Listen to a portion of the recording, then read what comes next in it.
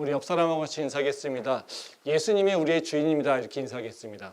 예수님이 우리의 주인입니다. 예, 예수님이 우리의 주인입니다. 예. 오늘은 개취 존중과 표현적 개인주의라는 제목으로 말씀을 나누려고 하는데요. 지난주에 이어서 개인주의에 대한 얘기를 좀 다시 생각해 보려고 합니다. 우리가 예배를 드리는 방식은 고정된 것이 아니라 계속해서 변형되어 왔습니다. 지금 우리가 드리는 이 예배를 보면 이전보다 찬양이 되게 중요해졌죠. 2000년대 초반만 하더라도 교회에서 경배와 찬양이라고 하는 것은 이렇게 모든 교회에서 다 있지는 않았습니다. 그리고 또 그렇게 중요한 자리에 있지도 않았다는 거죠. 근데 최근에는 우리 교회에서 예배를 보면 경배와 찬양팀이 없는 데가 없고요. 또 경배와 찬양이 예배에서 차지하는 비중이 굉장히 많아졌다는 겁니다. 그래서 예전에는 2000년대 초반만 해도 이제 우리가 그 경배와 찬양이라고 하는 거는 주로 예배 시작 전에 뭔가 마음을 모으고 이렇게 하는, 그래서 준비 찬양 이런 얘기를 많이 하죠. 근데 그거는 예전의 방식의 그 찬양 또 그 예배 순서 때문에 그렇게 됐다는 거죠. 근데 지금은 경배와 찬양이 절대로 예배 전의 행사가 아닙니다. 순서가 아닙니다. 그러니까 예배의 순서에 들어가 있죠.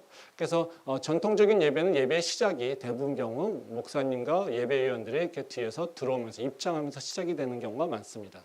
근데 요새는 그렇게 하지 않죠. 많은 경우에는 경배와 찬양이 시작을 하고 바로 이제 기도하면서 우리 같은 형식으로 이제 예배를 드리게 된다는 거죠. 그렇기 때문에 어떤 분들은 아직까지도 이제 경배와 찬양이라고 하는 걸 예전 형식으로 이해를 해서 준비 찬양 이렇게 생각해서 예배 시작 안 한 걸로 생각하시는 분들이 계신데요. 절대 그렇지 않습니다. 경배와 찬양도 예배고요. 그리고 그 경배와 찬양을 통해서 하나님께 찬양으로 높여드리는 거고요. 그걸 통해서 우리가 하나님과 이제 감정적인 소통을 하게 되고 또 영적인 열림을 경험하고 기대하게 된다는 거죠. 그래서 저희가 이제 그런 얘기 많이 하잖아요. 아직도 이제 준비 찬양이라는 개념 때문에 그 예배 시간을 설교에 맞춰서 오시는 분들 계시잖아요. 그러면 안 됩니다. 앞쪽에서 오셔야 돼요. 그러니까 이건 절대로 준비 찬양이 아니고요. 지금의 우리 예배에서는 경배와 찬양이 예배의 하나의 되게 중요한 순서라고 한다는 것입니다. 근데 어쨌든 간에 우리가 예전보다는 경배와 찬양이 훨씬 더 중요해지고 또 많은 비중을 차지하고 있다는 거죠. 왜 그럴까요? 그렇게 생각해 보셨습니까? 왜 우리는 그렇게 예배를 드리고 있을까? 지금 이 시대에. 그냥 목사님이 경배와 찬양을 좋아해서? 우리는 분명히 이유가 있겠죠. 우리가 드리는 이 예배 형식은 예배를 드리는 우리의 행동적인 특성이기 때문에 이 예배 형식이 고정되어 있을 필요는 없습니다. 예배 형식은 계속해서 변경됩니다. 우리가 우리의 삶의 환경이라든가 우리의 문화라든가 이런 것들이 바뀌게 되면 우리가 예배하는 방식도 자연스럽게 바뀌게 돼 있다는 거죠. 그래서 우리의 삶의 모습이 어떻고 우리의 마음이라든가 또 우리의 환경이라든가 우리가 지향하는 거라든가 우리의 가치라든가 이런 것들이 바뀌게 되면 자연스럽게 우리가 하고 있는 여러 가지 행동들이 바뀌게 돼 있어요. 그러니까 예배 형식도 마찬가지입니다. 우리가 하나님을 예배하는 것도 그냥 주어진 결정이 아니라 사실은 사람들이 지금 삶의 환경이 어떻고 그들의 마음 상태가 어떻고 그들의 생각이라든가 그들이 기대하는 것이 달라지게 되면 예배의 모습도 바뀌게 된다는 거죠. 그래서 우리는 자연스럽게 그거를 예배 형식을 바꿔왔다는 겁니다. 근데 이제 그러다 보니까 우리가 예배 형식 바뀌는 것에 대해서 그런가 보다 그냥 스쳐 지나가면서 이렇게 경시하는 경향이 좀 있습니다. 근데요, 사실 우리가 이 예배 형식이 바뀌는 것에 대해서 관심을 가질 필요가 있습니다. 그 이유는 다른 것이 아니라요, 바로 그 예배 형식이 바뀐다라고 하는 건 우리가 갖고 있는 믿음 또는 그 특성들, 이것들이 바뀌는 것을 얘기하고 있기 때문에 그렇다는 거죠. 그러니까 분명히 우리가 예배하는 것은 하나님과 나하고 관계 속에서 하나님께 뭔가 드리는 거잖아요. 그렇죠? 근데 그것이 드리는 것의 종류나 형식이 바뀌었어요. 그럼 뭐예요? 우리가 추구하고 있는 믿음이라든가 그 예배를 통해서 기대하는 것이 바뀌고 있다는 거죠. 그러니까 우리의 믿음이 바뀌고 있다고 하는 것을 얘기할 수 있어요. 그래서 우리는 자연스럽게 계속해서 어떤 모습이냐면요, 바로 우리가 살고 있는 삶의 모습, 또 우리의 생각들, 우리의 가치를 통해서 우리는 계속해서 예배가 변화되고 있다는 거죠. 말씀 한번 보도록 하겠습니다. 로마서 12장 2절 말씀입니다. 너희는 이 세대를 본받지 말고 오직 마음을 새롭게 함으로 변화를 받아 하나님의 선하시고 기뻐하시고 온전하신 뜻이 무엇인지 분별하도록 하라. 예, 오늘 읽은 말씀의 한 부분이죠. 2절에 보면 분명하게 그런 얘기가 나옵니다. 이 세대를 본받지 말고 이렇게 얘기가 나오는 거죠. 그러니까 로마서는 여러분들 뭐 다 아시다시피 크게 두 파트로 나누지 않습니까? 1장부터 11장 그리고 12장부터 16장까지 나오는데 1장부터 11장까지는 어찌 보면 교리, 구원에 어떻게 받을 것인가 복음에 대해서 설명하고 있어요. 그리고 12장부터 16장까지는 바로 구원받은 자가 어떻게 살 것인가 이렇게 얘기하고 있어요. 그래서 12장 첫째를 보면은 그러므로 이렇게 시작하잖아요. 근데 그 11장까지 복음에 대해서 쫙 설명하고 나니까 근데 니네가 복음을 알고 있지? 그러면 어떻게 살아야 될까? 하면서 12장이 쫙 펼쳐지는 거라는 거죠. 근데 12장이 펼쳐질 때 지금 얘기하고 있는 것이 뭐라고 얘기하냐면요. 이 세대를 본받지 말라 이렇게 얘기하고 있다는 거죠. 이 세대를 본받지 말라. 이렇게 생각하면 우리는 어떻게 생각합니까? 지금 우리가 갖고 있는 믿음이라고 하는 건요. 항상 어디에 노출되면요. 세상의 풍조에 노출되어 있다는 거예요. 그러니까 지금 사도 바울이 믿는 자가 어떻게 살 것인가에 대한 얘기를 하면서 그 원칙 중에 하나를 뭐라고 얘기하냐면요. 이 세대를 본받지 마. 그럼 우리가 어떤 거예요? 어떻게 노출되기 쉬운 거예요? 이 세대를 본받게 될 가능성 또는 위험성이 높다라는 거죠.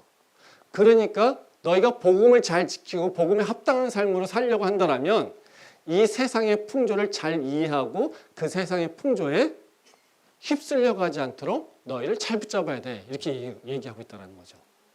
근데 의외로 교회에서는 이 세대의 풍조에 대해서 관심이 별로 없습니다. 우리가 이 세대라고 한다면 주로 어떻게 이해를 하고 있습니까? 교회에서 세대 또는 세상이라고 하는 그 얘기가 나오면 딱 고정관념이 있습니다. 어떤 걸까요? 죄입니다. 죄.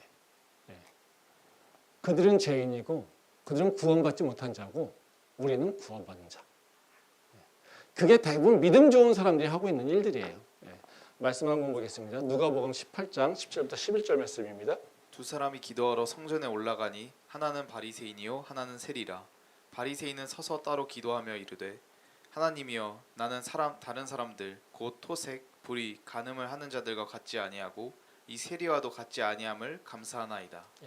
이 말씀은 이제 예수님이 믿음이 좋다고 하는 사람들이 갖게 되는 실패 또는 문제점에 대해서 얘기하면서 이제 바리새인을 통해서 그 얘기를 하고 있어요. 그러니까 성전에 기도하러 올라가는 사람들이 있는데 이제 한 사람은 믿음이 좋은 사람이고요. 한 사람은 믿음이 없는 사람이죠. 그러니까 세상에 빠져 있는 사람 이렇게 되어 있죠. 뭐 여기 보게 되면 그래서 바리새인들이 뭐라고 합니까? 나는 저런 죄인은 아니야. 그것 때문에 나는 감사해. 뭐 이런 얘기를 하고 있다는 거죠. 그러니까 다시 말하면 이 바리새인들이 갖고 있는 교만을 얘기하고 있는 건데요. 근데 이거는 바리새인들의 교만 문제가 아니라 사실 믿음 있는 사람들이 갖고 있는 사고의 틀이라는 거죠. 믿음이 있으면 뭘 되게 중요하게 여깁니까? 죄의 문제를 되게 중요시 여겨요. 그러다 보니까 뭘 강조할까요? 내가 죄를 안 짓는 것에 되게 관심이 많아요. 그리고 또 내가 죄를 안 짓기 열심히 노력하고 있어요? 그러면 다른 사람을 볼 땐 뭘로 볼까요? 죄인이냐 아니냐로 판단하게 된다는 거죠. 그러니까 바리새인들이 열심히 한 건 뭐예요? 율법이라고 하는 걸 통해서 죄를 안 짓기 위해서 노력하는 거잖아요. 적어도 그 사람이 진정성이 있든 없든지 간에 상관없이 죄를 짓지 않는 것에 대해서 관심을 되게 많이 갖고 있다는 거죠. 근데 그러다 보니까 그들이 보는 눈은 뭐예요? 나는 죄인이 아니면 다른 사람은 죄인. 뭘로 보고 있는 거예요? 죄라고 하는 기준으로 보고 있는 거예요. 우리가 세상을 바라볼 때도 똑같은 틀이에요. 우리가 세상 볼 때 세상의 문화는 이렇고 세상은 이렇게 흘러가고 있어. 우리 교회는 어떻게 해야 돼? 이런 거 생각하십니까? 우리는 세상, 세속 이렇게 얘기하면 다 뭐예요? 더러운 것. 그렇죠? 빠지지 말아야 되는 것. 우리가 거부해야 되는 것. 우리가 부인해야 되는 것. 저들은 그냥 지옥 가는 것. 이런 이분법적인 그 틀에다가 우리는 박혀 있다는 거죠. 그래서 우리는 세상에 대해서 관심 갖지 않아요.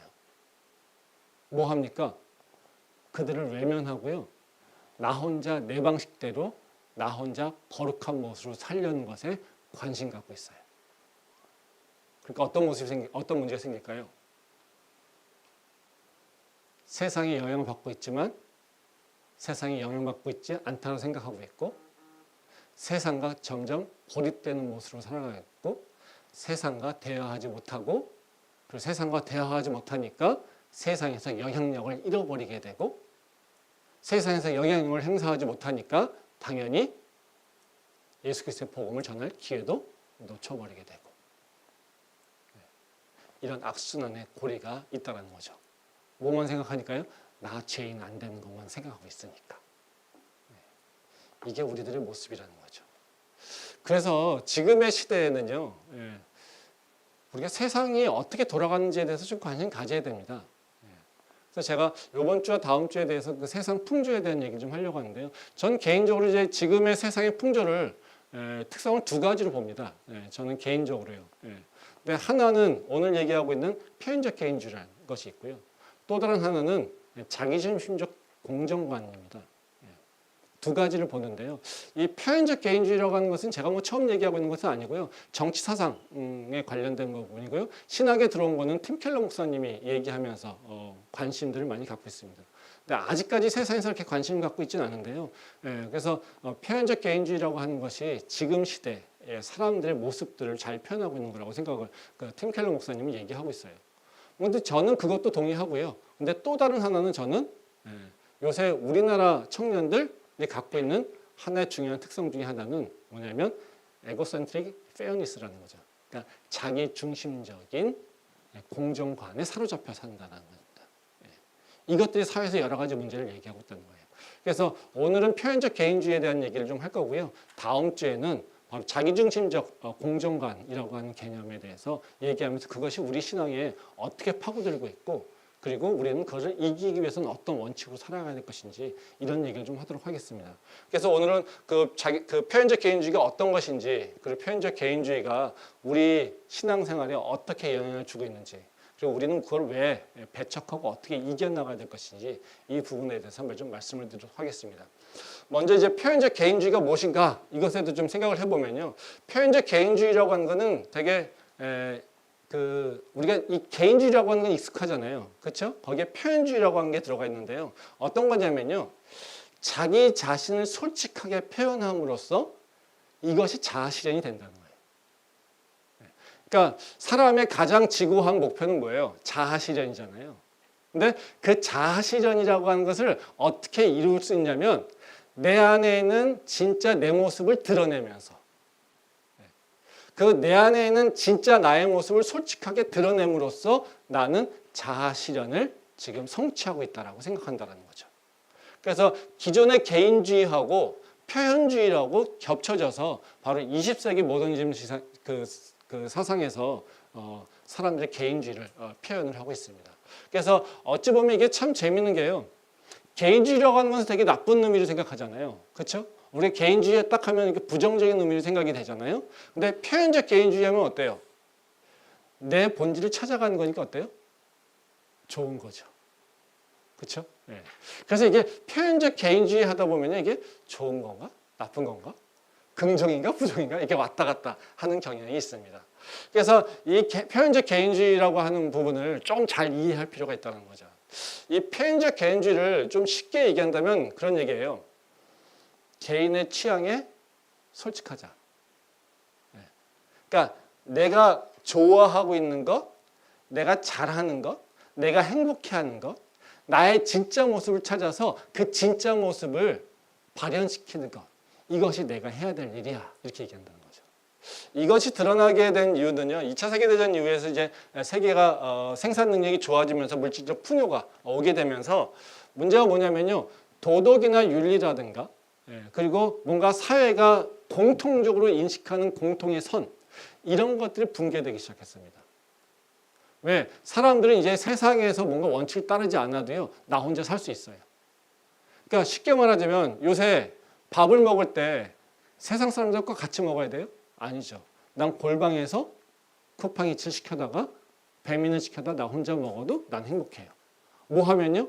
내가 좋아하는 먹방을 보면서 내가 좋아하는 음식을 먹으면서 나는 기뻐할 수 있어요.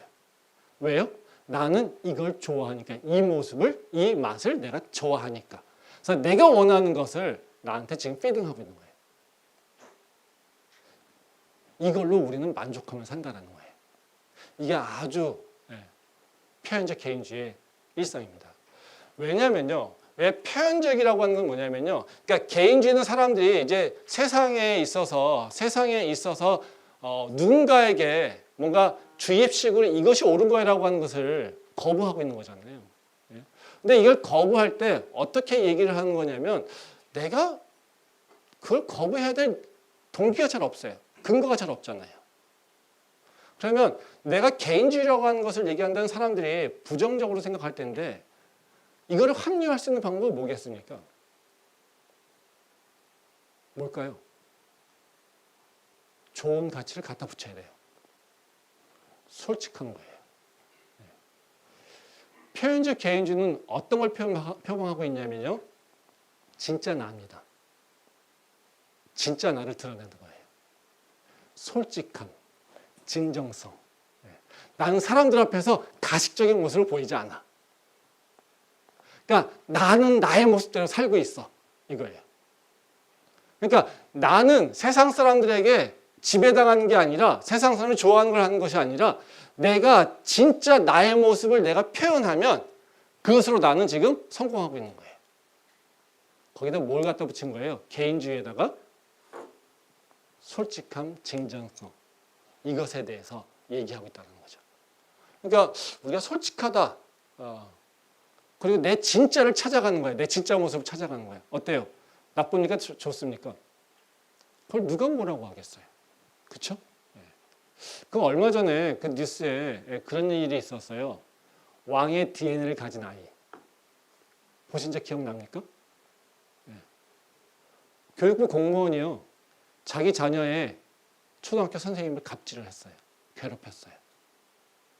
우리는 그 사람이 몰상식하다고요. 몰지각하다고 되게 비난했어요. 과연 교육부 공무원이 그것도 고위공무원인데요. 무식해서 그랬을까요? 비상식적이어서? 권력에 빠져가지고 그런 일을 했을까요? 저는 그렇게 보지 않아요. 그 사람이 학교 선생님에게 그렇게 부정적으로 또는 권력을 행사하려고 아니면 뭔가를 컴플레인을 했던 이유는요. 그 선생님이 잘못하고 있다라고 하는 확신이 있기 때문에 그런 거예요. 요새 같은 세상에 그래도 공부도 하고 그래도 사회에서 자기 역할을 한 사람이 몰상식하게 그런 일을 하지는 않는다라는 거죠. 물론 충동적으로 올 수 있겠지만요. 이런 것들은 충동적으로 일어나는 일이 아니라는 거죠. 그럼 왜 그렇게 했냐는 거예요. 그 사람은 그 안에서 자기 협력이 일어난 거예요. 그러면 그 사람이 자기가 옳다라고 하는 근거가 있어야 돼요. 그게 뭡니까? 내 아이는 왕의 DNA를 갖고 있어야 해요. 그럼 무슨 얘기예요? 네가 선생님이면 내 아이의 진짜 모습을 발현시켜줘야 돼. 그게 선생이야 이겁니다. 네가 그걸 못하고 있으면 네가 선생으로서 제대로 역할을 하고 있는 것이 아니야 이렇게 얘기하는 거예요. 우리 아이는 잠재력이 되게 좋아요. 아주 좋은 능력과 재능을 갖고 있어요. 그러면 선생이라면 어떻게 해야 됩니까? 그걸 잘 발현시켜줘야 돼요. 그게 내 아이를 위한 거고요. 그게 선생이 당연히 해야 될 일이에요. 근데 그걸 못하면 어떻습니까? 비난받아야 되죠. 그러니까 그런 일이 일어나게 되는 거예요. 이런 게 표현적 개인주의의 사상에서 나오게 되는 일이에요. 우리가 왜 SNS에 이렇게 사진을 열심히 올리나요? 그들이 그렇게 살고 있습니까? SNS에서 나오는 사진대로 살고 있는 사람들이 있습니까? 거의 없죠. 그건 무슨 얘기예요? 이게 내 진짜 모습이야. 이렇게 표현하고 싶어요. 그래서 그 모습으로 사진을 찍어서 올려요. 그러면 어떻게 해요? 누군가가 좋아요를 클릭해주고 인정해주면 어때요? 내 진짜 모습이 잠시나마 인정받고 있는 거예요. 이것도 표현적 개인주의 하나의 일상이에요. 우리말 속에 오늘 제목처럼 개취 존중이라는 얘기가 있죠. 그렇죠? 개인적 취향이라는 얘기가 나오면 어때요? 우린 그다음부터는 가치 판단이 없어요. 네가 좋아한다는데 어떻게? 그렇죠? 우린 그걸 무시하고 야, 너 그건 좀 잘못된 행동이야 그러면 개인적 취향이라고 하면 우린요? 할 말이 없어요. 다 존중해줘야 돼요. 안 그러면 어떻게 해요? 그 존중 안 하는 것이 몰지각한 사람이에요. 상대방을 배려하지 않고 상대방을 존중하지 않고. 우리는 개인적 취향이라고 하는 단어가 나오면 어때요? 그 다음부터는 도덕적 판단, 윤리적 판단, 합리적 판단, 이성적 판단 아무것도 못해요. 어때요? 그대로 존중해야 돼요. 그게 너니까. 이게 지금 우리가 살고 있는 세상이에요. 어때요? 이게 꼭 나쁘지만은 않아요. 근데 문제는 아니 개인이 내 행복을 위해서 내 만족을 위해서 내가 원하는 것을 하겠다는데 누가 반대합니까? 아 그리고 내 모습을 가식적으로 꾸미는 것이 아니라 내 진짜 모습을 찾아서 내가 그대로 표현하며 살겠다는데 누가 뭐라고 하겠어요? 그렇죠? 이거를 거부할 사람이 있습니까? 이걸 비난할 사람이 있습니까? 비난할 사람 없어요. 아 이런 또 좋은 부분도 있어요. 사람을 한 잣대로 평가해서 줄 세우는 것이 아니라 다양한 잣대로 그 사람의 개성들이나 그 사람들의 특성들을 다 다른 가치를 부여해서 그 사람들의 좋은 점들을 평가해 주는 거 되게 좋은 거 아니겠습니까? 그렇죠? 나쁜 것이 아니에요. 오히려 어떻게 해요? 한 잣대로 성적 하나로 그 사람의 인격을 다 결정해 가지고 평가하는 것보다 훨씬 좋죠. 개인의 성향이라든가 개인의 개별적 특성들을 잘 고려해서 그 사람들에게 를 존중하고 그 사람들의 좋은 점을 되게 칭찬하고 하는 거 되게 좋은 일이에요. 근데 우리는 이걸 왜 문제 삼을까요?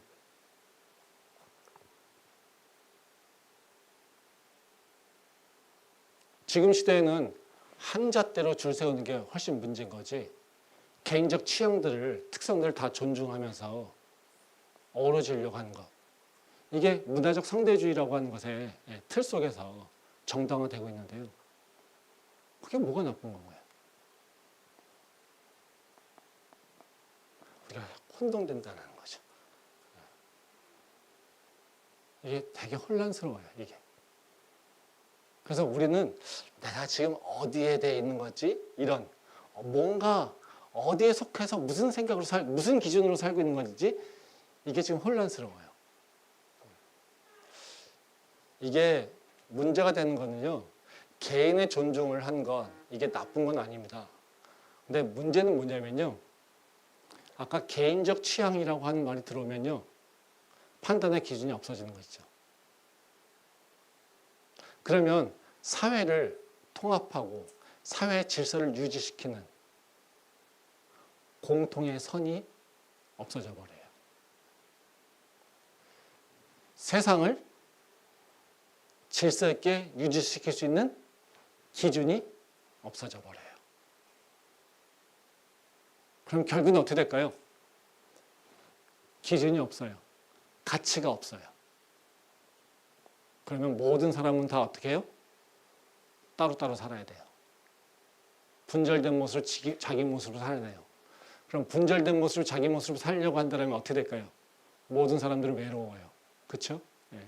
같이 먹는 게 싫어가지고 혼자 밥 먹으면요. 행복합니까? 행복해 보입니까? 오래 못 가죠. 다 혼자 사는 게 편하고 좋다고 얘기하는데 어때요? 그것 때문에 모든 사람들이 다 외롭고 고독하다잖아요. 그래서 개인적으로 내가 좋아하는 것을 내 마음껏 표현하면서 살고 싶어 라고 하는데 그 결과는 뭡니까? 모든 사람들이 다 외롭대요. 모든 사람들이 다 고립됐다고 생각한대요.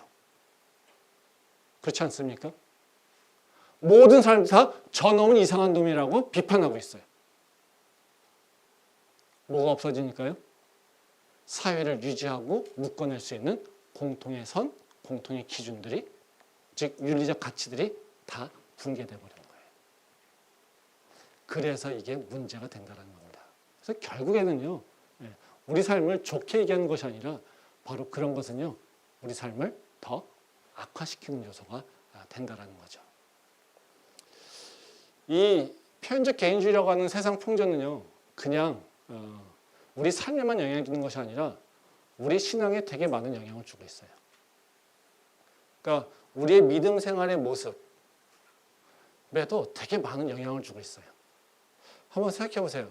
여러분들은 우리가 표현적 개인주의 사상에 내 신앙에 영향을 받았을까요? 안 받았을까요? 어떻게 생각하십니까? 애매하죠? 나는 그래도 정통인데, 그렇죠? 그러면 처음에 제기했던 제 문제를 생각해 봅시다. 우리가 드리는 예배 형식이 바뀌었어요. 왜 바뀌었을까요? 저희가 예전 전통적인 예배에서 중요한 게 여기는 가치가 뭡니까? 분위기는 거룩함과 경건함이에요. 그렇죠? 그래서 캐톨릭을 주장하고 있잖아요. 챈트가 있고 음악도 드럼이나 이런 거 없고, 그렇죠? 클래식에 아주 경건하고 거룩한 좀 신비스러운 그 소리들을 만들어내면서 사람들이 이 세상과 떨어진 것을 경험할 수 있게끔 하는 그 예배. 그래서 오면은 자연스럽게 나도 모르게 옷 매무새를 정돈하고 자리에 앉을 수 있게끔. 그래서 뭔가 예배드리면서 물을 마신다, 커피를 마신다 전혀 상상할 수 없는 분위기. 그렇죠? 그게 어때요? 전통의 예배 모습이에요. 그때 중요하게 여기는 건 뭐였어요? 경건함, 거룩함. 지금은 어때요? 뭘 중요시 여깁니까? 경건한 거룩함일까요? 경건한 거룩한 예배 드리기 요새 쉽지 않습니다. 요새는 뭘 강조하냐면요, 감정적 카타르시스예요. 찬양하고 소리내서 기도하고, 그래서 내 감정을 다 표현하고 내 감정적으로 하나님과 소통했다라고 하는 체험을 갖고, 그 감정의 그 체험을 통해서 내가 영적으로 성장하고, 내가 다시 내 영성을 재발견했고, 내가 믿음의 확신을 더 예배 통해서 굳건하게 가졌고, 이런 확신들이 들 때 우리는 그 예배가 되게 좋다고 얘기해요. 사람들이 뭘 찾고 있어요? 내 감정, 내가 숨겨놨던 감정을 터뜨리기를 원하고요. 내가 몰랐던 그 생각들, 가치들을요, 맞닥뜨려서 아, 그게 내 생각이었구나, 그게 나의 믿음이었구나 라고 하는 새로운 깨달음이 있고요. 아, 그래서 내가 원했던 게 이거네. 아, 그러면서 역시 라고 하는 그 얘기가 나한테 나올 때 우리는 어떻게? 그 예배는 좋은 예배죠. 그러면 예배를 어떻게 만들기 원할까요? 예전에는 교회도 어떻게 해요? 시장 체제가 없었죠. 지금은 어떻습니까? 완전 시장 체제죠. 성도들이 내게 주어진 교회에 갑니까? 지난주에 부르심에 대한 얘기했지만 내가 부르심에 맞춰서 교회에 출석하시는 분 계십니까? 없어요. 죄송하지만 이 시대에 그런 사람 없어요. 다 뭡니까? 선택이죠. 쇼핑합니다. 오늘은 이 교회, 내일은 저 교회, 다음 주엔 저 교회, 그 다음 주엔 다른 교회. 그러다 어떻게 해요? 내 감정을 만족시켜서 나한테 카타르시스를 풀리, 도파민을 완전히 분배시켜주는 교회. 그런 교회가 나한테는 좋아요. 그런 교회를 찾고 있죠. 그러면 예배가 뭐가 더 중요해질까요? 감정적 소통이 중요해져요. 감정적 소통이 중요해지니까 어떻게 되겠어요? 경배와 찬양이 중요해질 수밖에 없는 거예요. 소리내서 기도해야 되고, 소리내서 찬양해야 되고, 그 찬양 가운데 나의 마음에 울림이 있어야 되고요. 그 울림 가운데 내 마음에 답답했던 것들이 해소가 돼야 되고요. 이래서 우리의 예배의 모습이 경건된 예배 또는 거룩한 예배의 분위기에서 이제는 어떻게 해요? 감정을 드러낼 수 있는 예배의 형식으로 바뀌게 되는 거예요. 이게 나쁠까요? 이게 문제될까요? 이게 문제될까요? 안 될까요? 참 고민이죠? 아씨, 그럼 목사님, 이거 내가 드리고 있는 예배, 우리가 지금 경배 찬양을 하면서 드리는 예배 다 가짜인가요? 예? 이런 생각 들잖아요. 그렇죠? 그렇진 않아요. 그렇진 않습니다. 그게 우리가 예배에도 영향을 받았듯이 나도 이 세대의 풍조에 영향을 받고 있다는 거예요. 그게 절대적으로 나쁜 건 아니에요. 하나님은 우리의 생각뿐만 아니라 우리의 감정도 우리와 소통하시죠. 그렇기 때문에 우리의 감성을 하나님과 나누는 거, 공감하는 거, 이게 절대 나쁜 거 아니에요. 근데 문제는 뭐냐면요, 그것만 추구하니까 문제인 거죠. 그것만 추구해버리니까 뭐가 문제가 되는 거냐면요, 왜냐면요, 바로 기준이 없어져 버려요. 주체가 없어져 버려요. 내가 누군지 몰라요. 그리고 내가 주인이 되어버린다는 거죠. 말씀 보겠습니다. 로마서 12장 1절과 2절 말씀입니다. 그러므로 형제들아 내가 하나님의 모든 자비하심으로 너희를 권하노니 너희 몸을 하나님이 기뻐하시는 거룩한 산제물로 드리라. 이는 너희가 드릴 영적 예배니라. 너희는 이 세대를 본받지 말고 오직 마음을 새롭게 함으로 변화를 받아 하나님의 선하시고 기뻐하시고 온전하신 뜻이 무엇인지 분별하도록 하라. 네, 오늘 읽은 말씀이죠. 이제 은혜 받은 자, 구원받은 자 어떻게 살아야 되는지 설명해 주고 있어요. 이 말씀에는 이제 두 가지 행동에 대해서 얘기 나오잖아요. 1절에 보면은 무슨 얘기 나오냐면요, 너희 몸을 거룩한 산제물로 드려라 라고 하는 얘기 나오고요. 2절에는요, 하나님의 뜻을 잘 분별해, 이 두 가지 얘기 나와요. 이것이 우리가 행동해야 될 거예요. 근데 여기서 재밌는 건 뭐냐면요, 몸을 드리는 것도 마찬가지, 몸을 산제물로 드리는 것도 마찬가지고요. 그리고 하나님께서 하나님의 뜻을 잘 분별하는 것도 마찬가지예요. 근데 이것에서 형용사가 되게 중요한 건데요. 여기 산제물만 드리는 것과 바로 뜻을 분별하는 것, 여기에서 되게 중요한 얘기가 나오는 게요. 기준이 뭐냐면 하나님이 기뻐하시는 이에요. 1절과 2절에 반복적으로 나오는 게 뭐냐면요, 하나님이 기뻐하시는 이에요. 우리가 무엇을 하든지 간에 그 기준 되는 게 뭐예요? 하나님이 기뻐하시는. 기뻐하는 단어가 나오는데 그 주체가 누구예요? 나요? 하나님이에요. 우리는 예배하면서 뭘 찾고 있습니까? 내가 드리는 예배가 하나님 기뻐하시는 예배를 찾고 있습니까? 아니면 내가 만족하는 예배를 찾고 있습니까? 내가 예배 끝나고 나서 와, 오늘 예배 은혜로웠어요 라고 얘기할 때 하나님께서 기뻐하시기 때문에 내가 은혜로웠어요 얘기할까요? 아니면 내가 만족하니까, 내 감성이 좋아졌으니까, 내한테 새로운 깨달음이 있었으니까 은혜로운 예배, 어떤 건가요? 우리가 오늘 예배 참 좋았어요, 은혜가 많았어요 라고 얘기할 때 과연 그것이 지금 오늘 읽은 말씀, 구원받은 자가 어떻게 살 건지에 대한 기준으로서 너희의 몸을 산제물로 드리고 하나님의 뜻을 잘 분별해. 근데 그것의 기준은 뭐냐면 하나님이 기뻐하시도록 너희가 그 일을 해야 돼 라고 얘기하고 있는데, 바로 우리가 드리는 예배, 내가 드리는 그 예배의 태도가 과연 지금 이것에 맞냐는 거죠. 우리가 예배하면서 하나님이 기뻐하실 거라고 확신이 있습니까? 난 지금 예배하면서, 내가 찬양하면서 하나님께서 기뻐하실 거라고 하는 그런 확신과 그런 열심을, 노력을 가지고 예배 드립니까?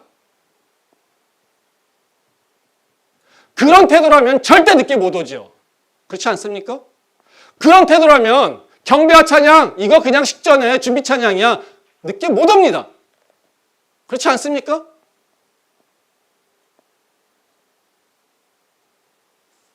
나는 딱 그냥 예배 적당히 왔어. 그리고 나는 주일 성수했어. 그걸로 나는 이번 주에 해야 될 내 종교활동은 다 끝이야. 그러면 나는 적어도 크리스찬이야. 누구한테 얘기해도. 난 주일 성수하고 있어. 이거에 대한 적어도 죄책감이 사라지는 것. 이걸로 만족하고 살고 있는 건 아닙니까? 문제는 뭐냐면요. 표현적 개인주의가 우리 신학에 들어온 것은 뭐냐면 우리는 하나님이 기뻐하시는 일을 해야 되는데 뭘 합니까? 내가 기뻐하는 일을 해요. 내가 만족하면요. 내가 기뻐하면요. 모든 게 오케이예요. 아마 우리가 그러지 않을까요? 하나님 이게 내가 좋은데요? 이건 내 개치예요. 하나님이 나한테 그러면 안 되죠. 이러지 않을까요, 우리는? 야, 네 예배 그렇게 드리면 돼? 하나님 이건 개치예요. 개인적 취향을 존중하셔야죠. 하나님 그러시면 돼요? 우리 혹시 그 마음속에 그 마음 있지 않을까요?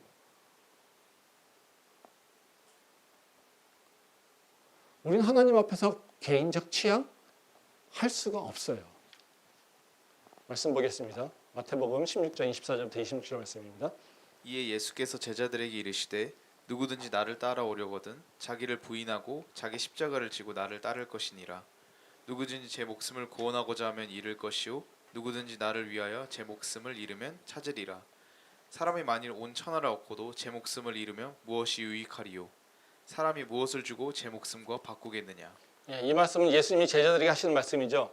예수님이 제자들에게 십자가와 부활에 대해서 설명하십니다. 그랬더니 베드로가 선생님은 절대 그런 일이 일어나지 않습니다. 내가 그걸 막을 거예요. 그랬더니 예수님이 무지하게 화를 내시죠. 예, 그래서 이 얘기를 하시는 겁니다. 24절에 보면 뭐라고 합니까? 예, 핵심이죠. 자기를 부인하고 따라와라. 나를 부인하고 따라와 이겁니다. 너 자신을 부인하고 따라와. 지금의 세상은요. 너 자신을 표현해 이거예요. 그것이 너의 만족이고 너의 기쁨이고 너가 해야 될 가장 숭고한 가치야. 근데 예수님은요. 너의 취향 무시해. 너의 가치 무시해. 너의 몸 무시해. 너 자신을 부인하고 나를 따라와. 이렇게 얘기한다는 거죠. 하나님과 우리의 가르침은 완전히 다르다는 거죠. 표현적 개인주의가 우리 인간 세상에서 좋은 부분도 있습니다. 예. 우리가 긍정적으로 바라야 될 부분도 있어요. 근데요. 문제는 뭐냐면요. 우리의 신앙의 방향성을 틀어버린다는 거예요. 하나님께 가야 될 그 방향성이 어디로 가냐면요. 나에게 온다라는 거예요. 세상의 풍조는요. 내가라는 거죠. 이거를 링컨이 연설한 걸 보면요. 뭡니까? For myself, of myself, by myself. 그렇죠? 나를 위해서, 나에 의한, 그렇죠? 나를 위한. 그게 내가 기뻐하는 믿음이야. 이게 우리의 모습이 아닐까라는 거죠. 하나님은 절대 우리한테 그렇게 얘기하지 않는다는 거예요. 십자가는요, 그 방향성과 완전히 틀리다라는 거예요. 십자가는요, 오히려 내 연약함을 인정하고요, 내 연약함 때문에 하나님을 따라갈 수밖에 없고 의지할 수밖에 없고 그 내 한계를 분명하게 알고 내 모습의 그 발현도 바로 하나님 안에서 이루어질 수 있다고 하는 것을 고백하는 게 바로 믿음이라는 겁니다. 말씀 보겠습니다. 로마서 12장 3절부터 5절 말씀입니다. 내게 주신 은혜로 말미암아 너희 각 사람에게 말하노니 마땅히 생각할 그 이상의 생각을 품지 말고 오직 하나님께서 각 사람에게 나누어 주신 믿음의 분량대로 지혜롭게 생각하라. 우리가 한 몸에 많은 지체를 가졌으나 모든 지체가 같은 기능을 가진 것은 아니니 이와 같이 우리 많은 사람이 그리스도 안에서 한 몸이 되어 서로 지체가 되었느니라. 이 말씀은 이제 믿는 자로서 어떻게 살아야 될지 그 원칙에 대해서 실제로 이걸 어떻게 작동되는가에 대한 얘기를 하고 있는 거예요. 근데 여기에 보면 이 말씀은 핵심은 뭐냐면요. 나의 존재를 독립된 나로 인식하는 것이 아니라 전체 속의 나로 인식하고 있는 거예요. 여기 보면 3절에 보면 그런 얘기 나오죠. 품어야 할 생각의 한계를 가져라. 이런. 그러니까 내가 생각해야 될 것의 한계를 가져. 이거는 뭐예요?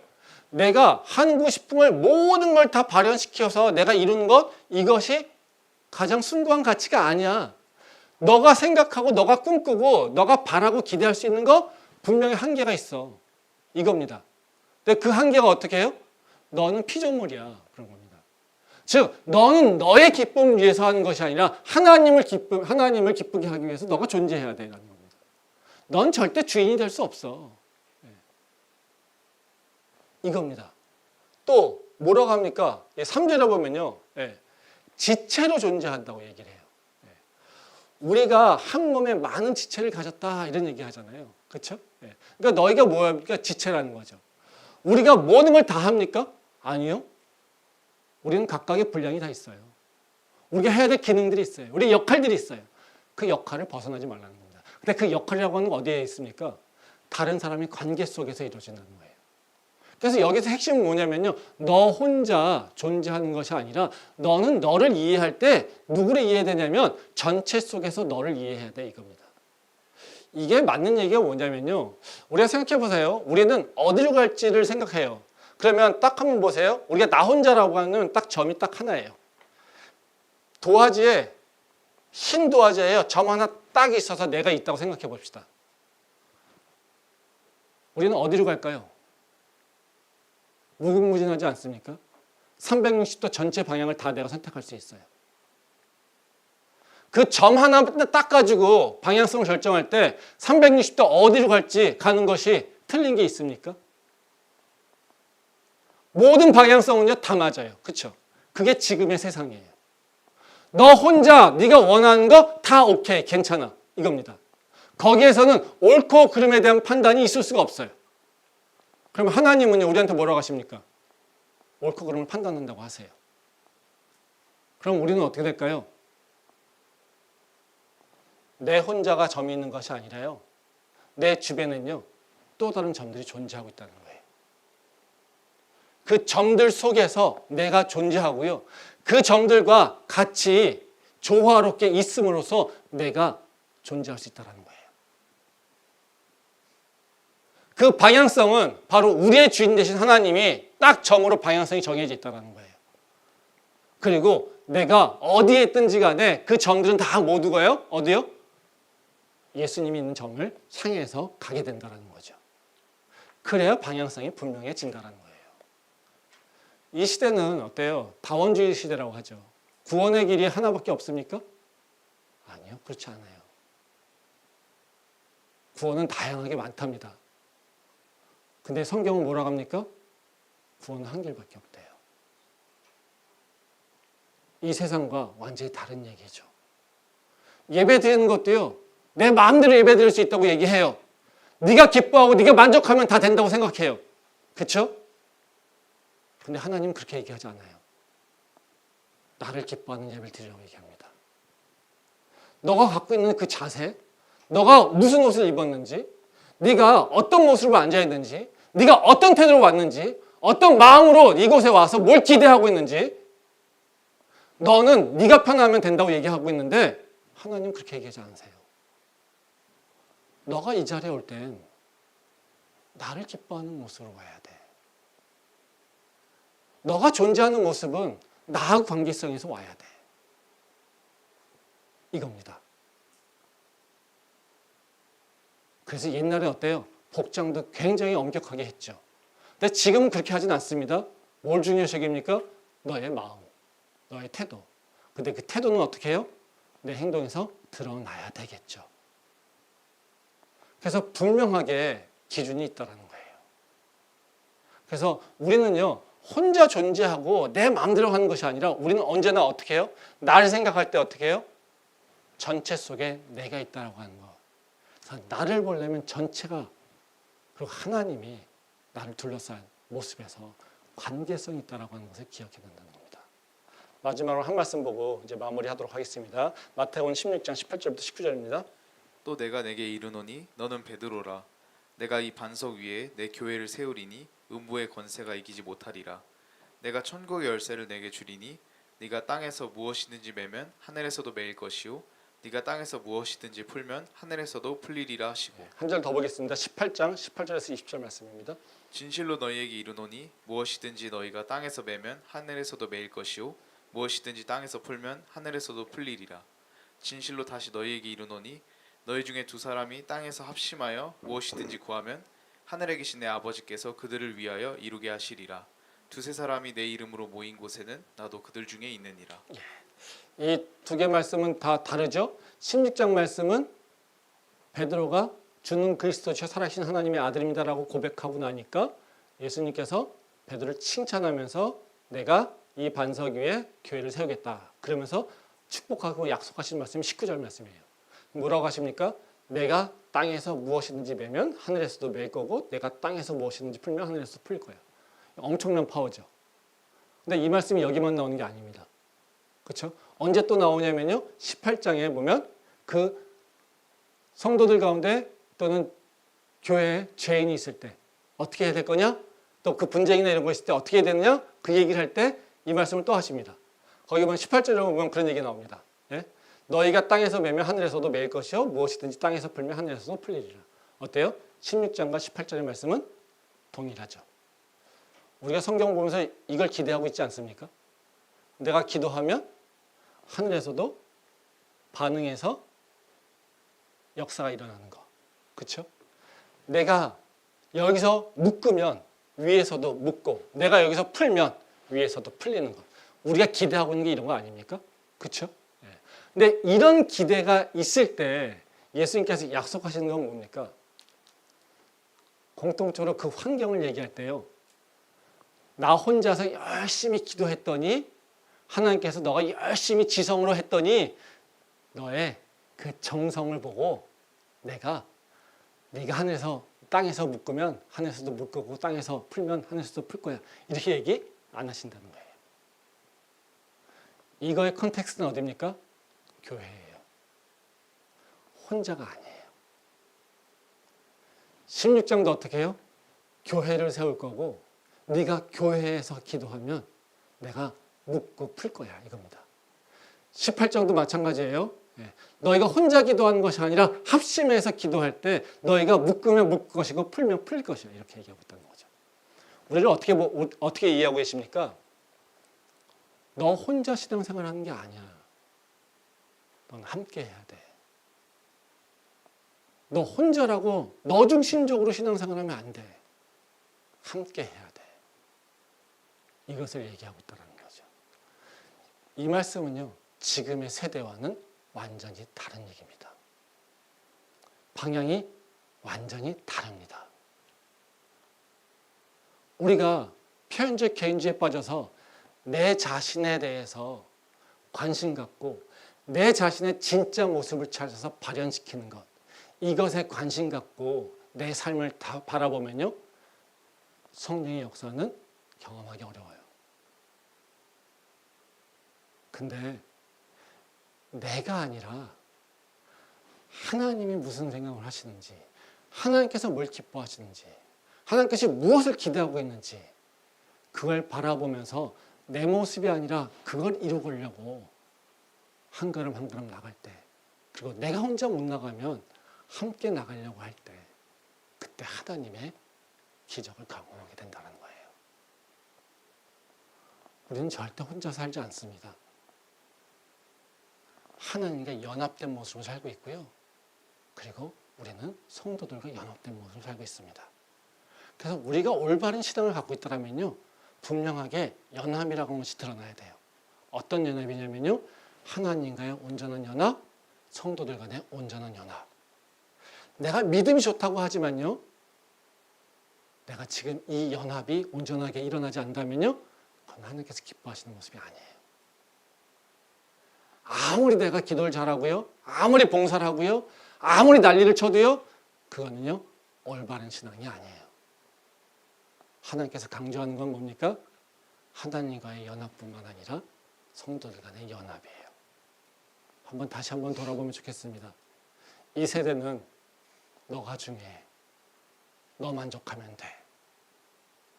근데 하나님은요, 너는 나와 연합해 있니? 내 이웃과 연합해 있니? 이거를 물어보고 있다는 거죠. 그래서 우리의 모습 다시 한번 돌아보면서 우리의 세상 풍조에 휩쓸리지 말고 성경에 붙잡힌 모습으로 나갈 수 있기를 소망합니다. 기도하겠습니다.